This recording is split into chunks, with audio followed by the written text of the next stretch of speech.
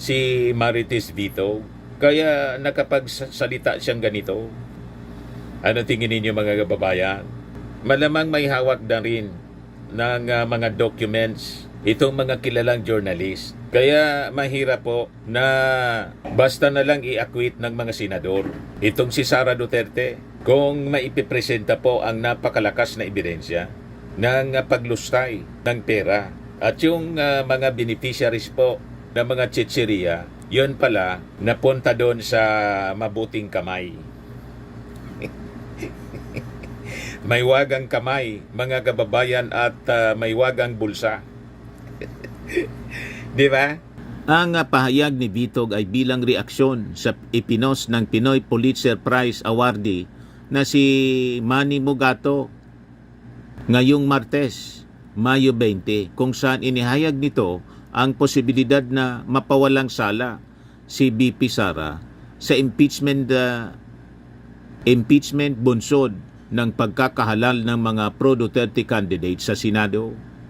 Ano tingin ninyo mga kababayan? Anyway, malapit-lapit na po June 2 magsisimula po. And the actual trial, mga kababayan nito, sabi ni Chis Escudero, doon na sa bagong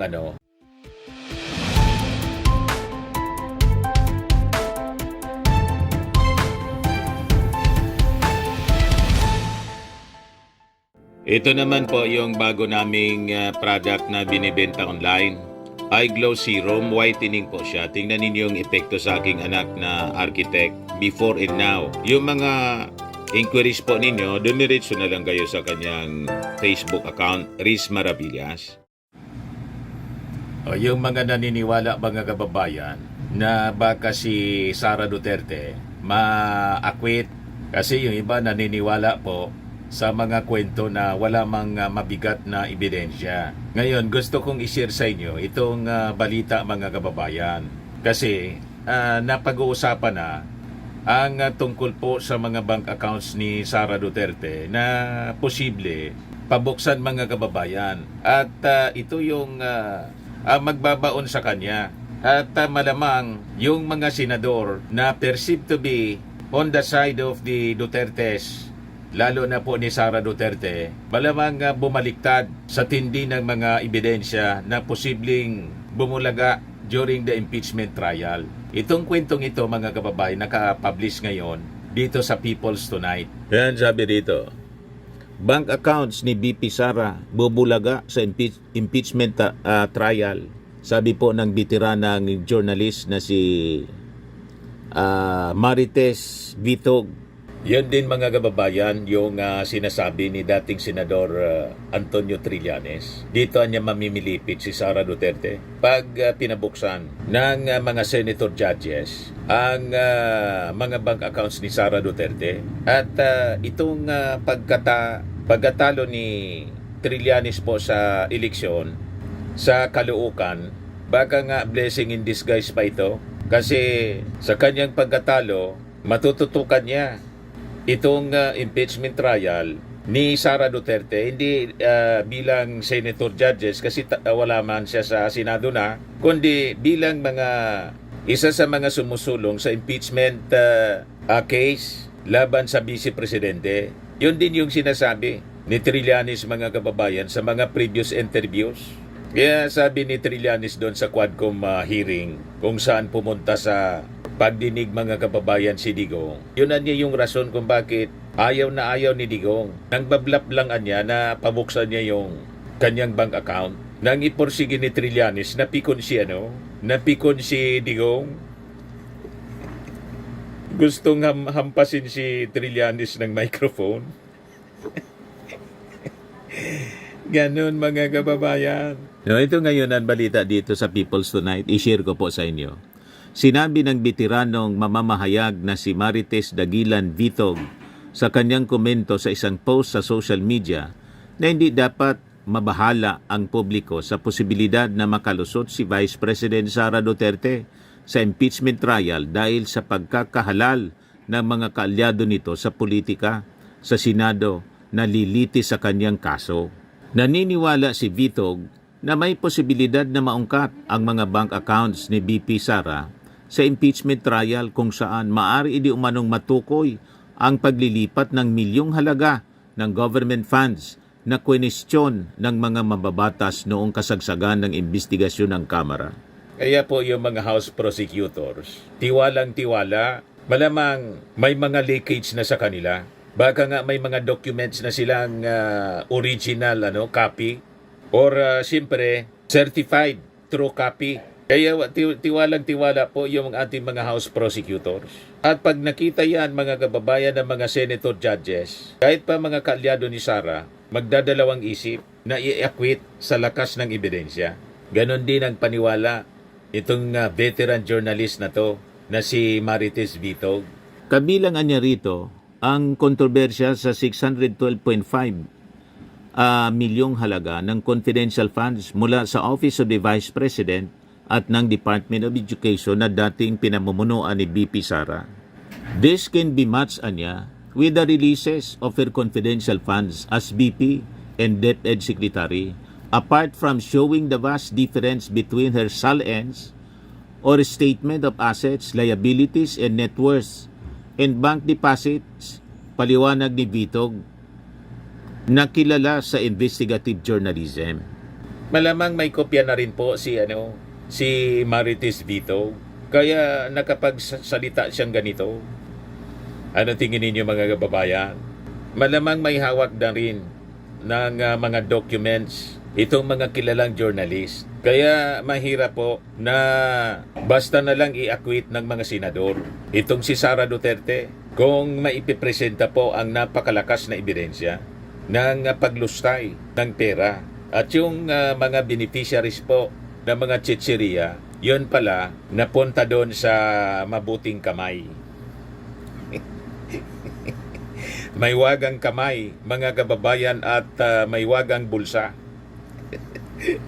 Di ba? Ang pahayag ni Vitog ay bilang reaksyon sa ipinos ng Pinoy Pulitzer Prize awardee na si Manny Mugato ngayong Martes, Mayo 20, kung saan inihayag nito ang posibilidad na mapawalang sala si BP Sara sa impeachment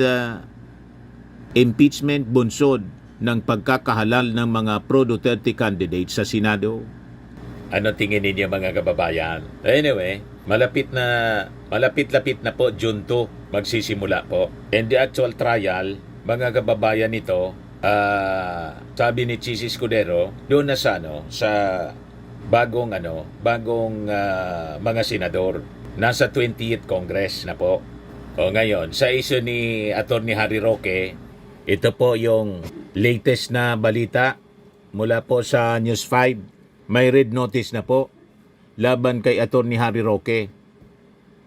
Pinag-utos na ng DOJ yung red notice sa Interpol.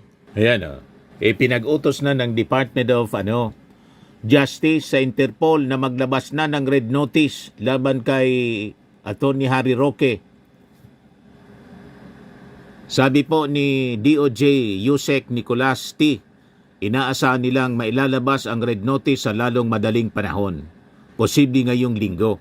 Tapos mga kababayan, malapit nang matuldukan ang walang tigil na pagyayabang at panghamon. Minamak ni yung ating mga authorities. Minamak ni Harry Roque. I-google lang anya ninyo ako kung gusto ninyong mahanap ako dito sa Netherlands.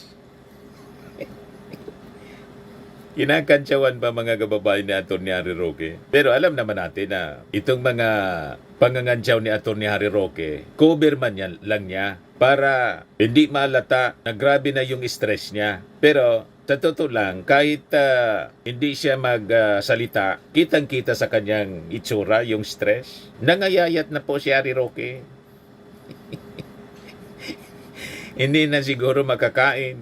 Ang ginagawa niya ngayon, tago ng tago. Pasasaak, matitrace din siya, mga kababayan ng Interpol. At masusukol siya ni General Nick Torre. Hindi lang masyado nagsasalita si General Torre. Pero umanda ka, Atty. Harry Roque, isang araw, magigising ka na lang, katabi mo na si General Torre. mayawak ng warrant of arrest. Pusasan mo po, General Torre, para naman amanos sa kanyang mga masasamang mga pananalita, pang-iinsulto sa ating gobyerno. O ngayon, may isi-share pa ako sa inyong magandang balita. Kasi di ba, laging sinasabi ng mga DDS na napakagaling ni Digong, lalo sa paglaban sa droga. Isa totoo lang po, hindi nga mga lati po sa war on drugs si Digong sa ating Pangulong Bongbong. Iyan po. PBBM admin nakakumpiska po ng 43.8 billion pesos na halaga ng droga. As compared kay Digong, 14.3 billion pesos lang. You see, triple po ang halaga na nakumpiska ng Marcos administration. Napakalayo in terms of achievement. Sa war on drugs, mga kababayan, bloodless pa.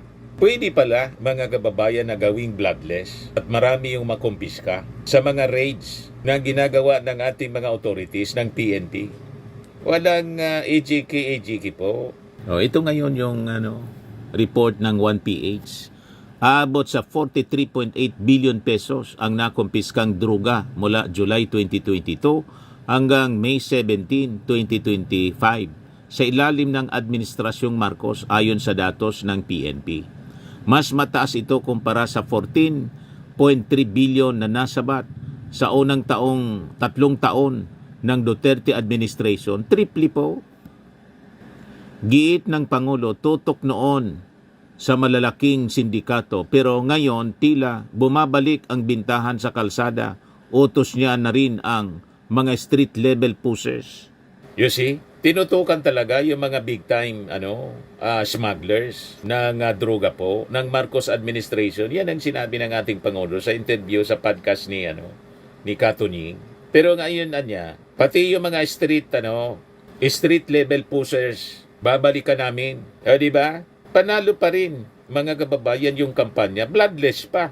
Yung kampanya ni Digong, madugo mga kababayan, more than 30,000 yung namatay. Pero nakumpiska 14 billion lang po sa unang 3 taon. Whereas yung ating Pangulo, 43 billion. You see? Tapos sasabihin ninyo, mas magaling si Digong sa paglaban sa droga. Magaling po magkwento. Sige lang ang kwento. So ano kayo ngayon? Paya ngayon kayo mga paya na naman kayo mga DDS. Walang binatbat po yung previous administration pagdating sa mga achievements. That includes the fighting criminalities at yung war on drugs. Bloodless pa po.